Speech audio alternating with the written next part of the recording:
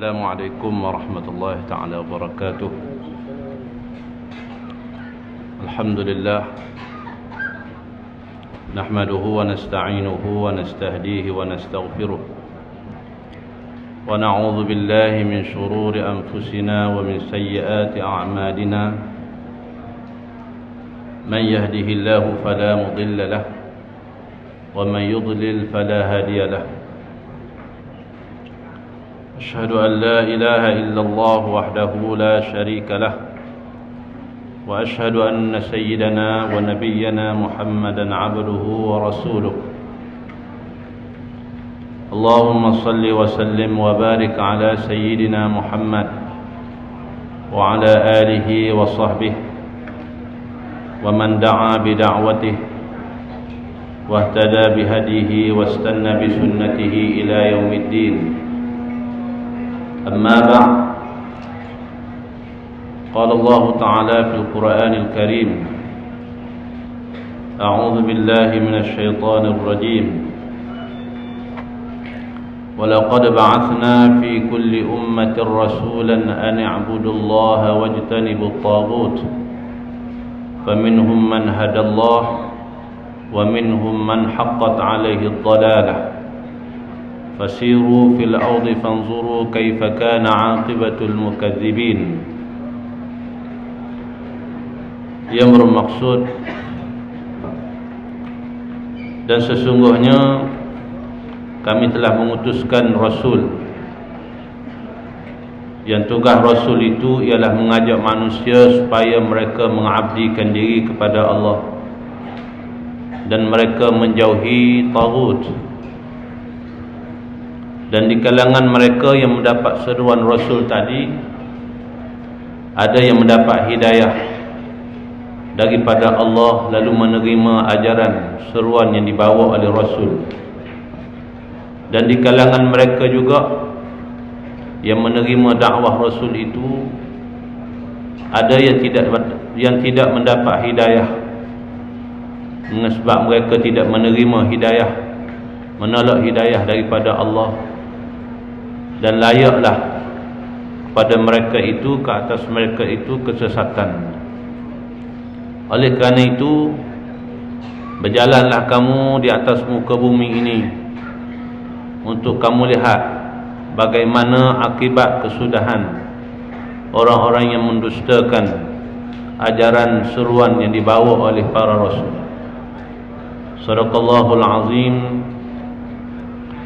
Surah An-Nahl ayat 16-17. Alhamdulillah, bersyukur pada Allah Subhanahu wa taala kerana pada pagi Jumaat yang mulia ini kita dapat bersama-sama sebagaimana minggu-minggu yang sebelum ini menunaikan tanggungjawab kita sebagai hamba Allah. Di samping kita memenuhi keperluan hidup kita sebagai manusia, dalam masa yang sama juga kita melaksanakan perintah-perintah Allah, mengurus hidup kita sebagaimana yang dikehendaki oleh Allah Subhanahu wa taala. Para hadirin sekalian, pada pagi ini di kuliah sesi yang pertama ini, hamba nak mengajak para hadirin sekalian untuk sama-sama kita melihat peringatan Allah daripada ayat 16 dalam surah An-Nahl ini, yang mana dalam ayat ini Allah Subhanahu wa taala bagi tahu kepada kita tujuan dia mengutuskan Rasul. Tujuan Allah Ta'ala mengutuskan Rasul salah satunya ialah untuk mengajak manusia supaya manusia menjadi hamba Allah. Yang keduanya, bila manusia itu dituntut menjadi hamba Allah, dalam masa yang sama manusia dituntut juga supaya menjauhi taghut. Maka sebab itu di kalangan manusia menerima yang mendapat seruan Rasul itu, ada yang mendapat hidayah menjadi hamba Allah, dan di kalangan juga ada yang tidak menerima hidayah, menolak petunjuk yang dibawa oleh Rasul, lalu mereka disesatkan oleh Allah Subhanahu wa taala. Ubudiyah ataupun ibadah ataupun menjadi hamba Allah ini, yang agama nak, bagaimana telah kita faham sebelum ini, bahawa ubudiyah itu ataupun pengabdian diri kita kepada Allah Subhanahu wa taala itu tidak terhad dalam ibadah-ibadah tertentu sahaja dalam hidup kita, tetapi keseluruhan hidup kita itu juga dituntut supaya mengikut ketetapan, peraturan syariat yang diajar oleh Allah Subhanahu wa taala. Iaitulah seluruh hidup kita tidak terkecuali daripada mengikut panduan syariat Allah Subhanahu wa taala, yang akhirnya hidup kita tu orang panggil hidup ibadah, ya. Tidak terhad pada sembahyang, tidak terhad pada puasa saja orang panggil ibadah kita, tapi hal-hal kehidupan kita sejak daripada kita bangun tidur pagi, kita sedar diri, sampailah kita meneruskan hidup kita sebagai hari ini. Kita tengok, kita bangun sembahyang subuh, kita makan nasi, kita memenuhi keperluan hidup kita, berkeluarga, pergi ke pasar, pergi mengaji dan sebagainya, sampailah kepada kita nak tidur pula malam hari, ya. Semua itu diajar oleh Allah Subhanahu wa taala melalui Al-Quran dan juga melalui Rasulnya. Jadi maksud ubudiyah yang Allah Ta'ala tutup, iaitulah ubudiyah dalam seluruh hidup kita, ya. Seluruh hidup kita ini ikut panduan Allah Subhanahu wa ta'ala, bukan dalam bab-bab tertentu sahaja. Dan yang keduanya,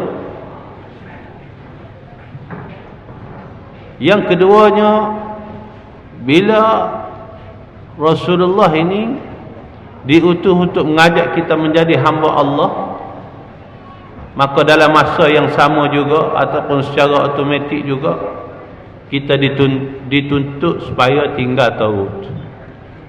Wajtanibut taghut, hendaklah kamu mereka itu menjauhi taghut.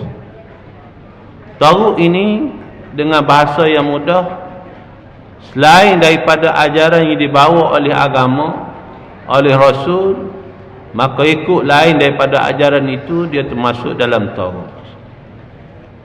Jalan syaitan, jalan taghut. Mengikut hawa nafsu, jalan taghut. Mengikut apa sahaja yang tidak menepati dengan ajaran yang dibawa oleh Rasul, maka itu dipanggil taghut. Dalam Al-Quran Allah Ta'ala sebut, Allah Ta'ala beritahu, alladzina amanu yuqatiluna fi sabilillah. Orang-orang yang beriman, dia berjuang pada jalan Allah. Hidup dia, mati dia pada jalan Allah. Walladzina kafaru yuqatiluna fi sabilit taghut. Dan orang-orang yang kafir itu, hidup dia, perjuangan dia, mati dia pada jalan taghut. Faqatilu awliya asy-syaitan. Dan Allah Ta'ala kata, maka perangilah penolong-penolong syaitan. Maknanya jalan taghut itu salah satunya ialah jalan-jalan syaitan. Hari ini sebahagian orang faham maksud ubudiyah, tapi ada sebahagian orang lagi yang tidak faham maksud ubudiyah, kerana mereka melihat ubudiyah itu terhad kepada bid'ah-bid'ah ataupun juzuk-juzuk kehidupan yang tertentu. Maka sebab itu kita tengok dalam keadaan-keadaan tertentu dia jadi hamba Allah, dalam keadaan-keadaan yang lain dia jadi hamba syaitan, dia jadi hamba nafsu dia. Sedangkan dari sudut agama kita hanya ada satu pilihan, iaitulah ikut Islam, ikut agama ataupun tak ikut agama, ya. Ikut Islam dengan sendiri kita tolak lain daripada Islam. Dan ikut Islam ini dalam seluruh hidup kita.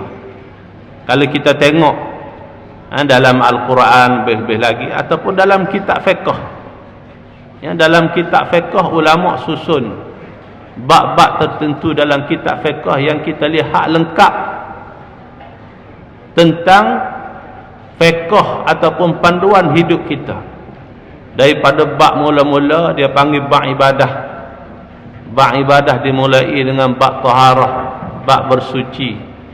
Ibadah itu lebih kepada ibadah hak fardu ain, hak rukun Islam.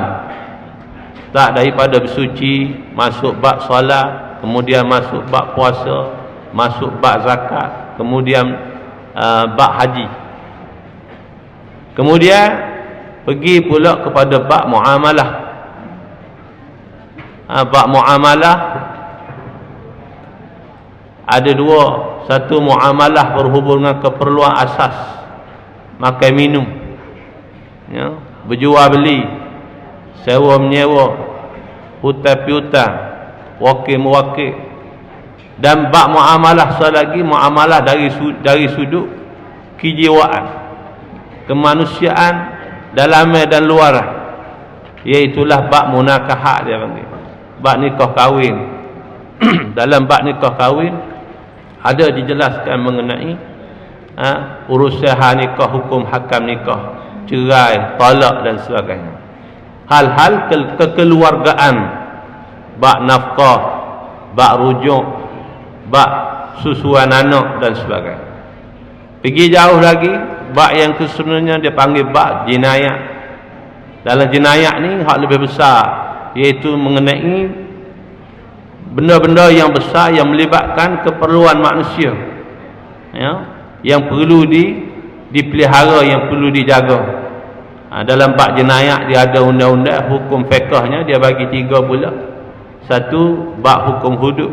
Yang kedua, bab jenayah bab qisas. Kemudian yang ketiga, bab ta'zir. Pergi jauh lagi dia bincang bab al-hukmi, bab kenegaraan. Bab kenegaraan, hal-hal mengurus negara, daripada perlantikan pemerintah, khilafah, imamah, sampailah habis bab pelucutan khilafah, bab kenegaraan, dasar-dasar negara, sampailah habis.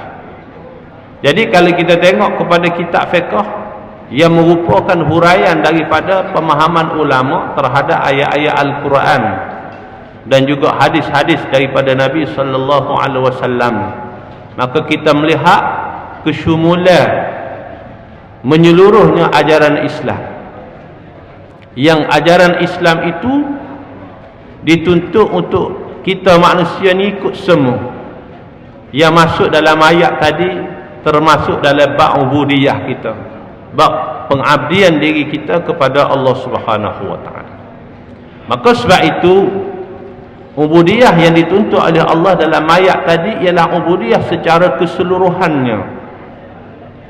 Sama ada dari sudut ibadah dalam bentuk kita hamba Allah, dalam bentuk kita duduk seorang, kita hamba Allah dalam bentuk kita duduk berdua, hamba Allah dalam bentuk kita duduk beramal dalam keluarga, dalam masyarakat, sampailah kepada dalam negara, sampai kepada dalam menguruskan negara pun Allah Ta'ala beri panduan yang kalau sekiranya mengurus negara tu hak paling kemuncak tinggi tanggungjawab manusia ni mengikut ketetapan hukum hakam Allah, maka dia boleh jadi juga ibadah.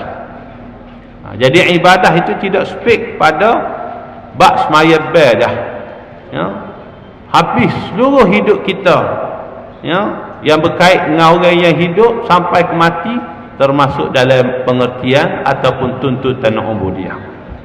Jadi bila begitu luasnya maksud ubudiyah yang Allah Ta'ala kehendaki kepada kita, maka begitulah juga usaha-usaha yang perlu kita jaga supaya kita tidak termasuk dalam taut. Tidak termasuk dalam taut dalam urusan hidup kita. Maknanya seluruh hidup kita kena pasti duduk dalam mengikut syariat Allah Subhanahu wa taala. Tak boleh dalam bab ni kita ikut syariat Allah, dalam bab lain kita tahu. Tahu tu masuk tadi lah, iaitu kita tak ikut hak Allah, kita ikut hak syaitan. Semaya ikut Allah, ikut Nabi, menguruh hidup kita dalam soal cari rezeki ikut hak syaitan, ikut hak hawa nafsu kita. Dan orang yang mengikut hawa nafsu dia, ikut jalan teruk, kita tengok Allah Ta'ala kata dalam akhir ayat tadi, ya, fasiru fil ardi.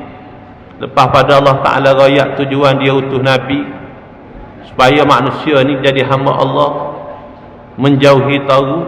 Dan Tuhan kata, mu tengoklah, pergilah berjalan di seluruh bumi ni, mu tengok lagu mana natijah, lagu mana kesudahan orang-orang yang mendustakan ajaran Allah, ajaran Rasul. Maknanya orang yang tolak jalan Rasul, orang yang tolak dakwah yang dibawa oleh Rasul, ataupun dengan bahasa mudah tolak Islam, memilih jalan ataupun pilihan kedua iaitulah tagut, maka natijahnya kesudahannya dunia, akhirat juga adalah kebinasaan. Hari ini hadirin semua, zaman yang kita hidup, zaman yang penuh dengan pancaroba, zaman yang penuh dengan ujian. Ujian bukan setakat makan minum, tapi ujian dari sudut keimanan kita. Ujian dari sudut keimanan kita, dari sudut kita ini boleh jadi hamba Allah yang benar-benar hamba Allah dengan maksud hak ayat tadi, ataupun kita menjadi hamba Allah yang separuh hamba Allah, dalam masa yang lain kita hamba nafsu, dalam masa yang lain kita hamba syaitan, kita hamba tahu.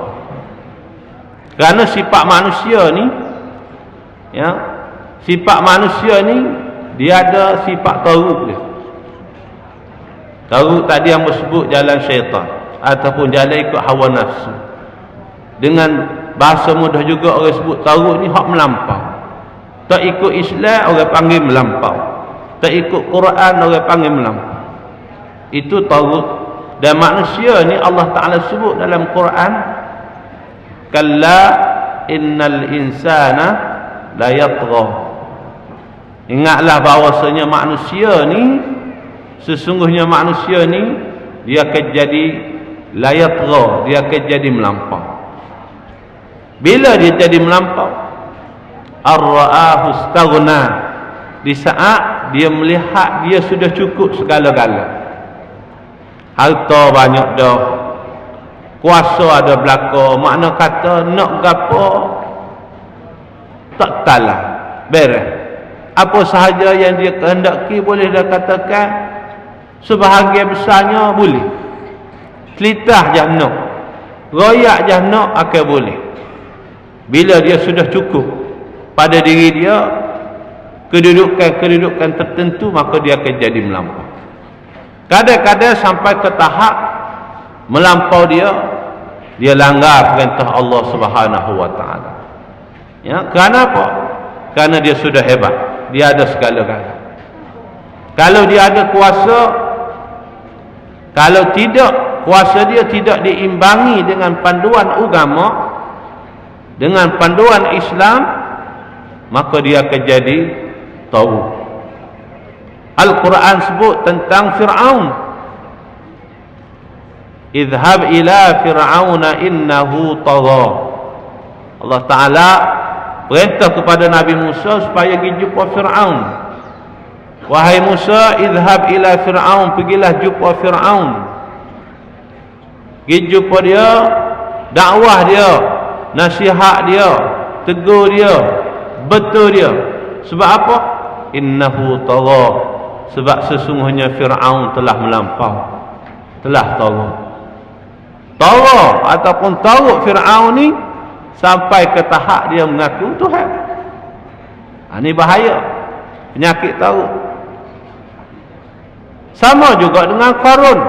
Itu Fir'aun tadi, Allah Ta'ala contohkan kepada kita orang yang bila dia dapat kuasa, Kalau tidak dipandu oleh agama, dia akan jadi tahu.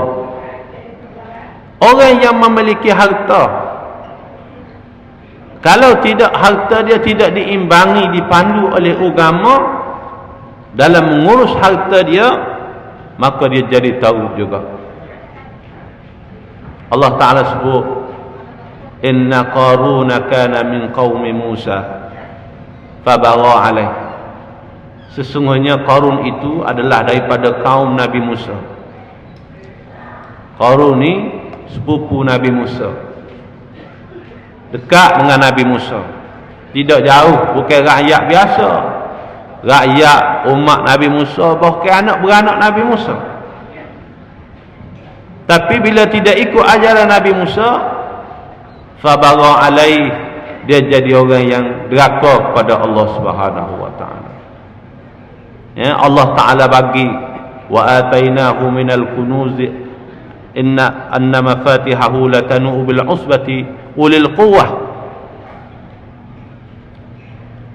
Tuhan kata kami buat mari kepada Qarun ini segala, kita kata lubuk harta dimiliki oleh Qarun, tetapi oleh kerana tidak ikut panduan agama, maka dia jadi manusia yang deraka kepada Allah Subhanahu wa taala, yang melampau.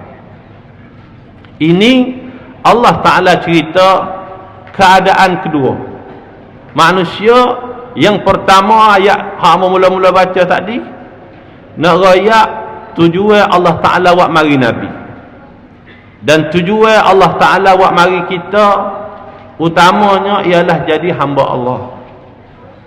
Jadi hamba Allah dalam seluruh hidup kita ikut Islam, ikut panduan agama. Yang kedua, menjauhi tagut. Keadaan yang kedua, amba baca tadi beberapa kisah, beberapa ayat Quran sebagai nak rayak natijah ataupun hasil keadaan orang yang tolak Islam, orang yang tolak Islam dalam seluruh hidup dia. Dia ikut jalan tagut, maka natijahnya dia jadi punah, dia jadi melampau. Dan kita lihat lagu mana kesudahan orang-orang yang melampau ini. Setara mana dia boleh pergi Qarun dengan kuasa dia tadi, hebat dia, bisa dia, debel dia ni, siapakah dia mengaku Tuhan,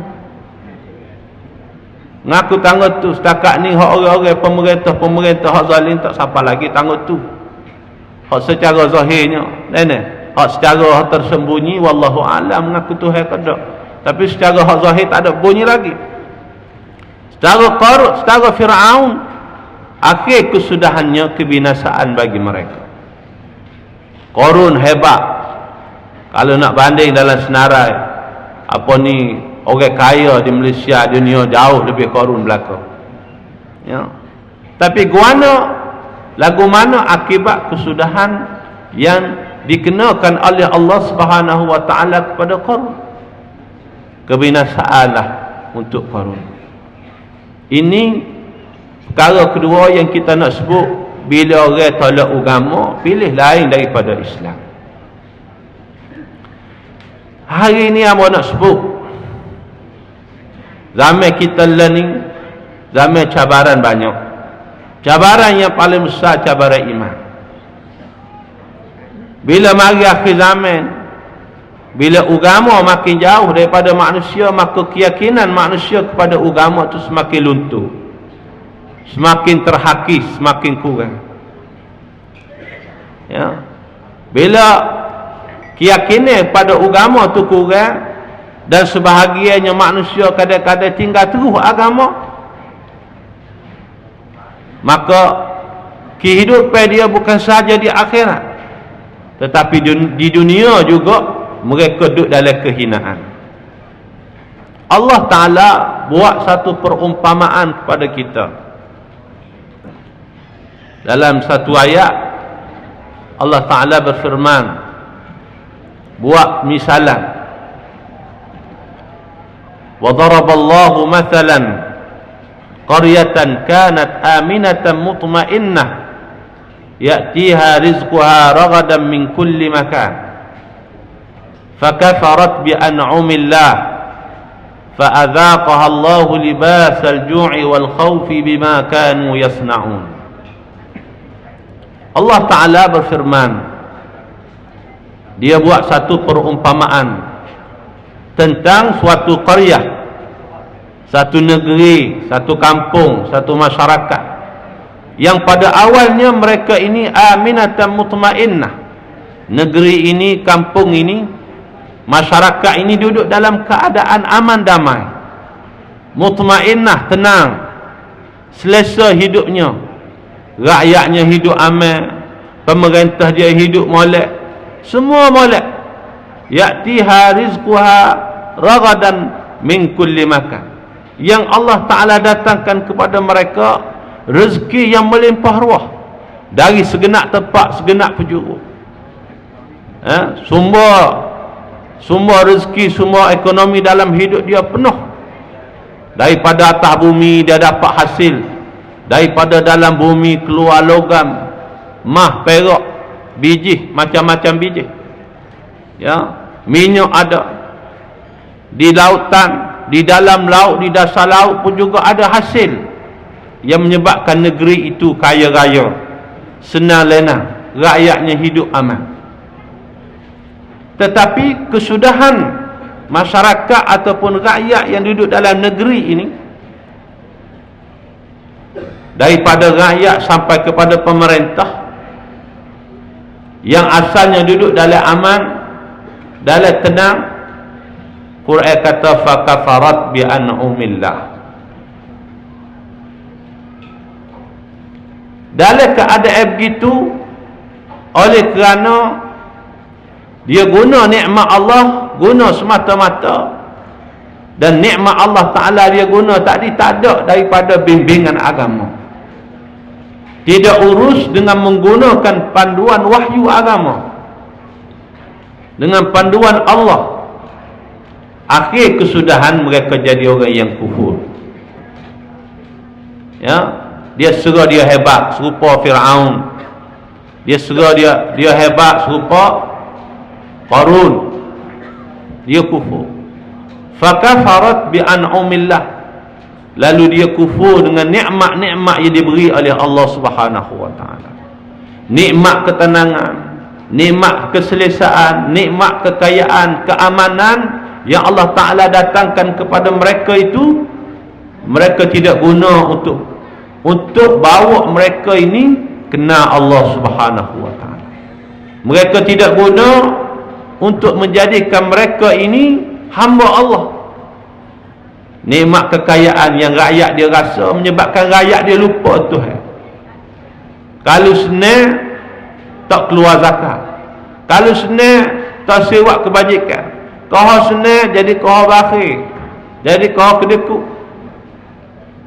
jadi kau saya ke dunia, sehingga kalau boleh hidup ni tak saya mati nak tukar langit. Rakyatnya, pemerintahnya juga lagu tu, bila rasa segala-galanya ada, Israel hebat, ya kalau boleh bukan setakat tak saya mati, kalau boleh seolah-olah dunia ni dalam tangan dia, tidak di dalam tangan Allah Subhanahu wa taala. Seolah-olah dia memiliki segala-galanya yang tidak terbatas.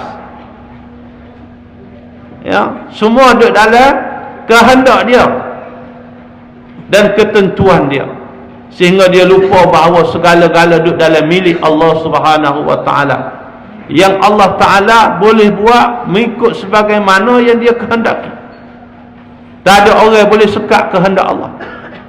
Dia lupa hak tu. Lalu akibat daripada kekufuran tadi, fa'adzaqaha Allahu libasal ju'i wal khawf, maka Allah Ta'ala rasakan kepada mereka, datangkan kepada mereka keadaan yang berubah. Kalau dulu aman damai, tenang, selesa, senang, maka Allah Ta'ala tukar kepada libasal ju'i wal khawf, duduk dalam kebuluran, duduk dalam kemelesetan ekonomi, duduk dalam kelaparan, duduk dalam tak cukup keperluan hidup, dan akhirnya duduk dalam takut. Makan minum tak cukup. Bila makan minum tak cukup, manusia ni belum dia nak jaga orang, dia jaga dia dulu. Tu dari sudut hak lumrahnya. Ya. Dari sudut agama pun lagu tu. Cuma dalam agama ni dia ada lagi semangat korban. Utamakan orang lebih pada diri. Dari sudut hidup, tapi dari sudut agama kena jaga iman. Biarlah lagu mana pun, jangan melera ke orang kerana iman. Tapi dari sudut memenuhi keperluan orang, utamakan orang, biar kita lepas pada tu tak apa. Itu agama ajar. Tapi lumrah manusia dia nak jaga dia dulu, belum jaga orang. Jadi bila berlaku kemelesetan ekonomi, kesusahan dari sudut memenuhi keperluan hidup, maka manusia saling jaga diri sendiri. Masing-masing nak jaga poket dia. Maka berlakulah macam-macam jenayah dalam masyarakat. Bila berlaku banyak jenayah, maka akhirnya masyarakat yang dulu duduk dalam aman damai, dalam tidak takut, akhirnya duduk dalam takut. Allah Ta'ala datangkan kepada mereka libasal ju'i wal khawf, suasana keadaan takut, keadaan al-ju', kelaparan. Dengan bahasa kita lah ni, kat makan tak cukup, barang naik, beli benda sikit je, bayar banyak, barang sikit je. Ya, ekonomi teruk, nilai mata wang jatuh, ya, harga barang naik, kemudian barang payah nak dapat. Itu yang akan berlaku, dan manusia duduk dalam keadaan ketakutan. Jenayah di sana sini, siang malam, di peringkat tinggi, di peringkat rendah, di peringkat pertengahan, semua jenayah ada. Manusia duduk dalam ketakutan. Kenapa Allah Ta'ala buat gini? Fa'adzaqaha Allahu libasal ju'i fa'adzaqaha Allahu libasal ju'i wal khawfi bima kanu yasna'un. Allah Ta'ala buat tukar daripada keadaan molek kepada uduh. Tiba apa? Ada sebab. Quran kata sebabnya bima kanu yasna'un, sebabnya kerana kerja-kerja buat mereka hak duduk atas muka bumi Tuhan, hak tak ikut perintah Allah. Itu kesudahan orang-orang yang tolak Islam dalam hidup dia. Dia pilih lain pada Islam, dia pilih jalan syaitan, dia pilih jalan tagut. Maka natijahnya bukan saja di akhirat, Quran kata dunia lagi susah dah. Jadi hari ini, tuan-tuan, hadirin semua, kita duduk lalu hari-hari ni, lo ni kita duduk kecek GST dah.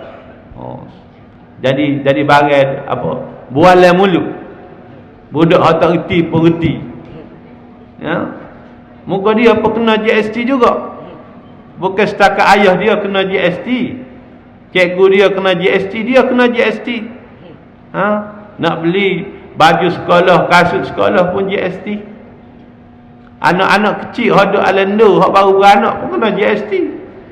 Beli pampers pun GST. Dah. Jadi sebab itu apa, ngeja ABC pun tukar. Deh, ABCD GST lah. Jadi tukar dah budak-budak. Jadi kalau punah budak, jangan salah ke budak lepas ni ngeja tak tu. 10 tahun lagi tu baca balik huruf. Jangan salah ke budak. Ya. Ni salah satu keadaan yang kita hadap hari ni seluruh, kalau kita di Malaysia lah. Seluruh rakyat Malaysia ada menghadap barang ni lah. Kita dah rati. Memang kita terasa ni tak cukup sebulan lagi ni. 1 hari bulan 4 mula start. Kita hari ni 24 hari bulan, maknanya ada 6 hari lagi nak cukup sebulan. Tapi seruh benar dah. Bahaya kepenatan, tekanan hidup tu sudah terasa. Dan sebelum ni belum ada GST, ada kenaikan sikit sahaja. Kenaikan bil, kenaikan minyak, sudah terasa, apatah lagi bila ada GST. Ya. Tuan-tuan, kita sebagai orang beriman, sebagai orang Islam, apa yang berlaku di hadapan kita ni, kita kena tengok dengan neraca agama. Ya, kita jangan lari daripada menilai keadaan ini dengan neraca agama.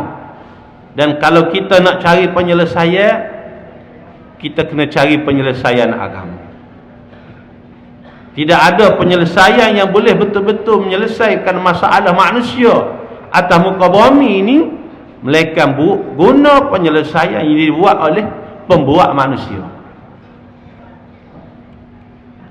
Kerana Allah Subhanahu wa taala bila dia buat manusia, bukan setakat manusia, belum dia buat manusia, dia buat 7 petala langit, bumi, gunung ganai, bukit buka, lautan, daratan.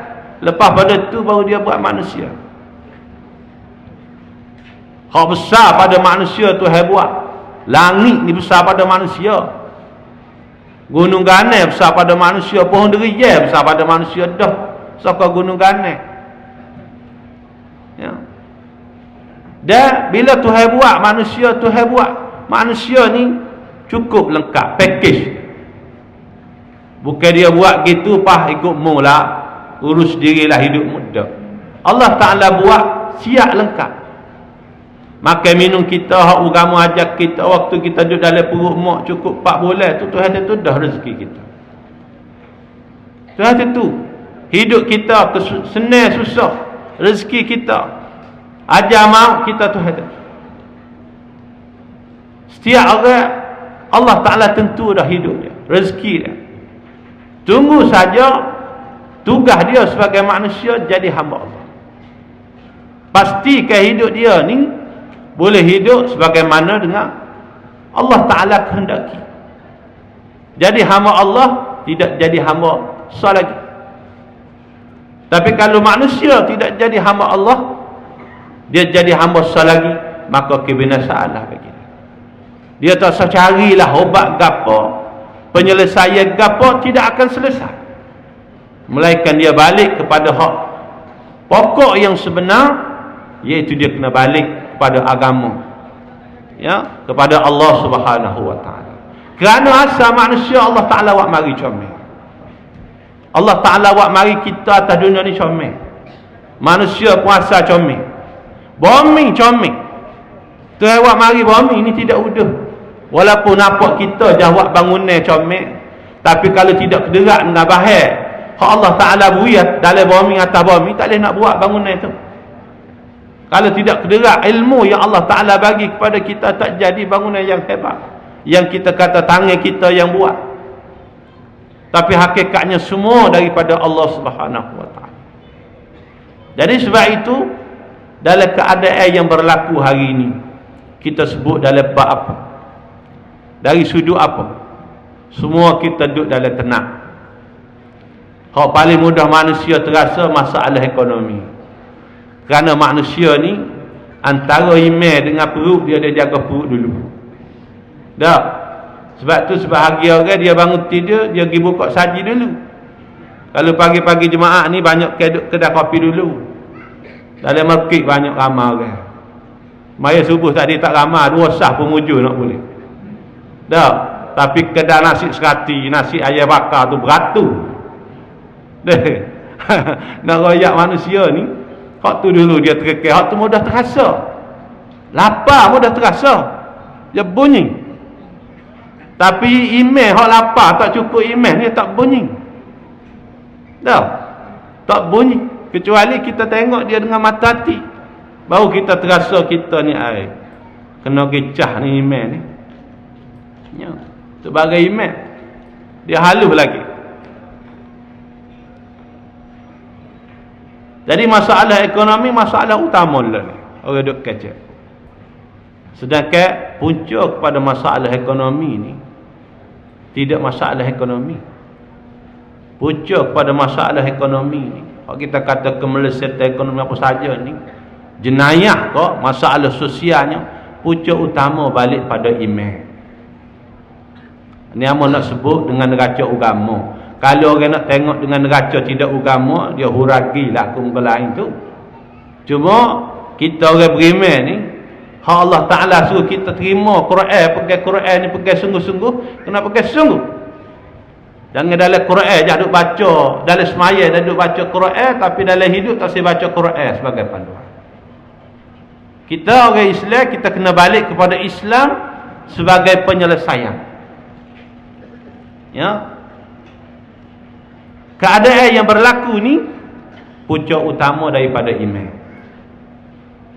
Manusia semakin jauh dengan agama dari segenap sudut. Sama ada dari sudut rakyatnya, siapa kau dari sudut pemerintah. Bila kita tinggal agama, rakyat kalau dia tinggal agama, kalau dunia dia cari siapa dia tinggal agama, dia tinggal halal haram, hak penting utuh. Dia lupa soal keberkatan. Yang penting keuntungan. Maka dia tinggal halal, dia tak cara ke hak haram. Dia sapuh belaka dalam soal cari hidup, memenuhi keperluan itu. Siapa kau tahap pemerintah dalam menguruskan negara, menguruskan amanah yang Allah Ta'ala beri kepada dia, dia tidak guna agama. Dia buat dalam bab-bab tertentu, dalam bab lain dia ikut hawa nafsu dia, dia ikut syaitan. Dia berlaku, dia buat pembaziran dalam menguruskan harta rakyat, harta negara yang merupakan amanah. Dia urus cara yang membazir, dan cara membazir ni syaitan. Kita sebut dah tadi, jalan syaitan, jalan tagut. Maka bila berlaku lagu tu, bila berlaku pembaziran, membelanjakan harta wang negara dalam perkara yang tidak perlu, maka hak perlu tak cukup. Maka sebab tu macam-macam dasar, macam-macam polisi dikenakan yang susahnya rakyat. Hari ini panjang perbahasan masalah percukaian, macam-macam fatwa, macam-macam hujah diberi oleh macam-macam pihak demi nak mempertahankan hujah. Memang dari sudut asasnya kerajaan ataupun pemerintah ada hak untuk mengenakan cukai. Dia boleh buat apa sahaja dasar, apa sahaja polisi, tetapi dia terikat. Ulama sebut, ulama usul, ulama fiqh sebut satu kaedah fiqh berbunyi, dia sebut tasarruful imam manutun bil maslahah. Kaedah fiqh ulama buat dalam soal menguruskan kepentingan rakyat dalam sebuah negara, segala tindak tanduk, segala polisi dasar yang dibuat oleh kerajaan mesti manutun bil maslahah, mesti terikat dengan maslahah, dengan kebaikan untuk rakyatnya, untuk umum, bukan untuk individu. Itu ikatan kepada apa-apa sahaja yang kerajaan nak buat. Jadi maslahah ni kena tengok, nak buat dasar ni untuk kebaikan ramai ke untuk kepentingan orang-orang tertentu. Kalau untuk kepentingan rakyat boleh, tapi kalau untuk kepentingan pihak-pihak tertentu, maka dia jadi haram. Jadi kena tengok balik. Semua rezeki hak ada dah buat gimana ya jadi tak cukup. Sebelum kita nak buat mari hak baru dengan menggunakan alasan-alasan yang banyak. Jadi dalam soal mengurus hidup ni, orang tak guna agama. Amba sebut tadi, ubudiyah kita tidak menyeluruh. Ubudiyah dalam semaya, ubudiyah dalam rumah tangga, ubudiyah dalam masyarakat, ubudiyah dalam negara tak ada. Negara tak guna Islam sebagai dasar, tapi guna hal lain. Dari sudut ekonomi kita guna dasar kapitalis, dasar yang memelihara pemodal, golongan-golongan hak ada modal, hak kaya, kita jaga dia dulu belum kaya. Maka sebab itu Bila kita guna lain pada Islam, kita guna tahu tadi dasar. Buat mari dengan macam-macam nama kapitalisme sekular apa, maka tahu dah tu. Maka hasilnya kebinasaan. Hari ini kita melihat kesan daripada kerja tangan manusia yang tidak ikut agama dalam mengurus hidup. Apa berlaku?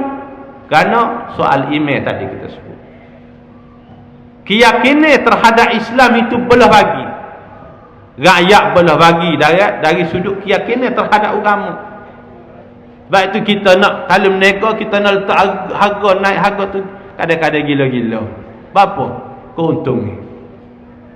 Orang menega mesti dah nak utuh. Bodoh kalau menega tak si utuh. Kau ada? Orang nak menega lagi tu? Dah orang nak utuh belakang. Dah Islam pun tak lagar nak ambil utuh. Cuma ada hak, ada batas.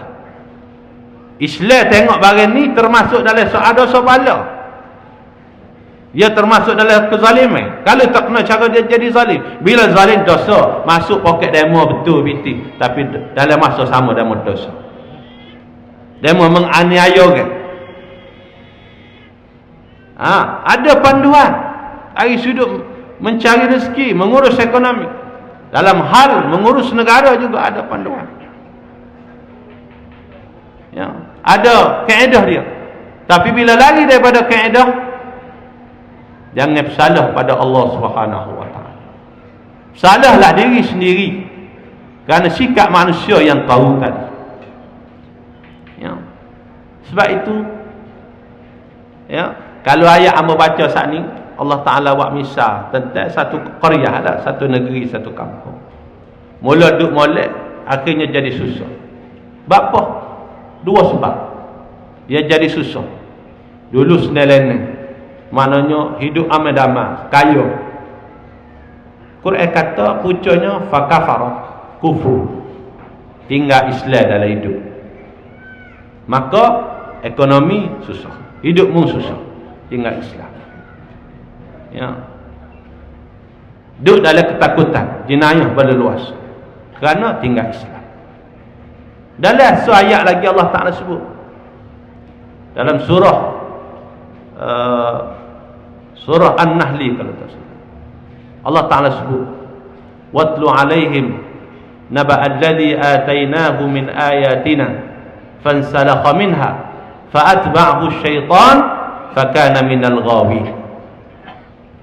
Allah Ta'ala kata, bacalah kepada mereka, watlu alaihim naba'al ladzi atainahu ayatina, bacalah kepada mereka tentang peristiwa, berita tentang kisah orang yang pernah kami datangkan kepada mereka ayat-ayat kami. Allah Ta'ala suruh Nabi baca ke sahabat, pada masyarakat dia sampai kepada kita umat akhir zaman. Bacalah Al-Quran ini. Dalam Al-Quran ini ada kisah tentang umat-umat dulu, umat yang pernah didatangkan kepada mereka ayat-ayat Allah, petunjuk-petunjuk Allah melalui Rasul dan Nabi. Tapi umat tu buat lagu mana? Petunjuk dakwah yang dibawa oleh Nabi. Fansalakha minha, dia tolak, dia tak pakai hak Nabi buat mari, hak Rasul buat mari. Fa'atba'ahu syaitan, tapi bila dia tidak pakai ajaran Nabi, ajaran Rasul dia, maka syaitan akan bersama dengan dia. Fa'atba'ahu syaitan, bila syaitan duduk sekali dengan dia, tahu tadi duduk sekali dengan dia, fakana minal ghawin, maka dia duduk dalam kesesatan. Walaupun zahir nampak dia molek, zahir nampak comel rupa, tapi hakikat dia sesat kerana dia tolak Islam sebagai panduan. Tuhan kata, walau syi'na la rafa'nahu biha. Golongan ni hak tolak ajaran Nabi ni, kalau kami nak angkat dia atas dunia selain ni, kuasa dia nak wi kekal boleh. La rafa'nahu, kalau kami nak angkat dia, kami boleh angkat. Bertahan lama kerajaan dia. Ya. Allah Ta'ala boleh angkat. Walau syi'na la rafa'nahu biha walakinnahu aqlada ila al-ardi wattaba'a hawa. Tapi orang-orang ni dia tak sikut ajaran Nabi. Dia tak sikut panduan agama. Bahkan dia rasa nak duduk lama atas muka bumi. Rasa dia ni boleh tahan. Tak ikut agama pun, kalau dia ada kerajaan dia boleh. Otak dia ada, boleh urus. Ya. Dia boleh buat, boleh bertahan lama. Kalau tidak ikut agama. Dia rasa tak ada orang boleh sekat kehendak dia. Dia lupa bahawa ada lagi raja, segala raja hak mengurus dunia ni. Dia boleh buat mari akibatnya. Allah Ta'ala kata perumpamaan orang yang dibawa Nabi, yang dibawa dakwah kepada mereka, yang tolak dakwah Nabi. Famathaluhu kamathalil kalb. Perumpamaan orang ni serupa anjing. Serupa anjing.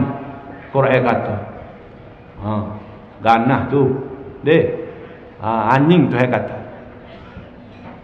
Lagu mana anjing? In tahmil alaihi yalhas atau tatrukhu yalhas. Anjing ni muamak dia duduk jelek. Muamak dia jelek duduk gitu. Mu tak cara dia jelek gitu. Ni bandingnya orang yang Allah Ta'ala awak mari agama sebagai panduan dalam hidup tak pakar. Orang royak tak pakar. Kalau tak royak sama telur. Ni orang royak. Penyelesaiannya begini. Tak saya pakar panduan agama.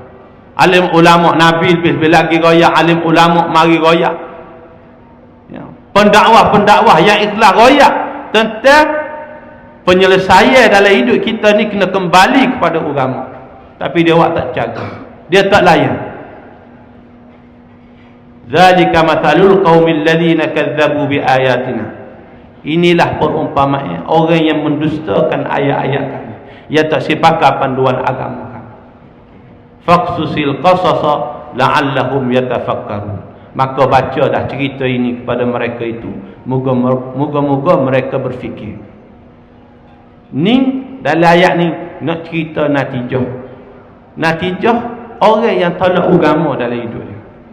Maka wajib dah settle duduk dengan dia. Bila settle duduk dengan dia, maka sesatlah. Tak sedut carilah ubat gapo, tidak akan selesai masalah.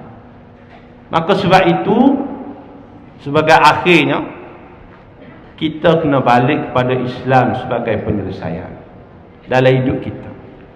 Kita rakyat Kelantan, hak pilih Islam tu, alhamdulillah. Tapi hak lain-lain lagi. Saudara mara kita, masyarakat rakyat negeri lain ni, kita kena pastikan supaya melihat Islam sebagai jawapan kepada penyelesaian. Inilah masanya kita nak tunjuk bahawa Islam lah jalan yang terbaik, pilihan yang terbaik. Tidak ada dah pilihan lain. Ya, kita merdeka sudah lama, hampir 60 tahun merdeka. Kita guna lama dah dasar peraturan hak ditinggal oleh penjajah dalam negara kita, dalam sistem hidup kita, dalam pendidikan, dalam ekonomi, dalam politik, dalam perundangan. Lama dah duk pakai orang. Ni peluang kita nak pakai Islam dan kita melihat Islam sebagai penyelesaian. Sebab 60 tahun tu tak jadi gapo. Gapo hak jadilah ni. Orang duk sebut statistik ekonomi. Harta bumi putera hak sebelum merdeka, selepas merdeka sampai sekarang. Gerah tu kau turun. 60 tahun gerah bukan kau naik, kau turun. Itu dari sudut harta bumi, dari sudut kuasa bumi putera, dari sudut ekonomi menjunam. Dari sudut jenayah, tengok gerah daripada dulu sampai ke ni, mana banyak jenayah dulu dengan jenayah lain. Dah semua menjunam 60 tahun. Maka pilihlah, ambillah Islam sekali. Binalah balik keyakinan kita terhadap agama Islam itu sebagai penyelesaian dalam seluruh sudut hidup kita. Siapa kau tahap paling besar, siapa kau perekat mengurus negara. Kita lah ni kita pilih Islam dari sudut mengurus diri kita secara peribadi. Kemudian kita peluang dari sudut mengurus rumah tangga kita ikut Islam. Daripada start nak nikah, siapa lah kau menikah, siapa kau boleh anak, siapa kau didik anak, siapa kau berkahwin dengan anak pun ikut cara Islam. Ya, pendidikan cara Islam. Siapa kau menguruh masyarakat, menguruh negeri, siapa kau paling tinggi menguruh negara, kena keseluruhannya Islam. Tidak cukup dengan Islam itu agama persekutuan, tapi semua sekali termasuk dalam undang-undang hak kita duk kajian kita duk buat dah ni, undang-undang jenayah Islam, enakmen jenayah Islam. Untuk kita lihat Islam sebagai pilihan terbaik dan kita menyelamatkan diri kita semua sekali daripada kemurkaan Allah Subhanahu wa taala di dunia dan laknat Allah taala di akhirat. Jadi cukuplah takat itu kuliah yang boleh disampaikan pada pagi ini. Mudah-mudahan kita dapat sama-sama menambah pengetahuan ilmu dan juga membina kembali, menyegarkan kembali iman kita, keyakinan kita kepada agama. Mudah-mudahan Allah Ta'ala menyelamatkan kita dunia dan juga akhirat. Wabillahi taufiq wal hidayah. Assalamualaikum warahmatullahi wabarakatuh.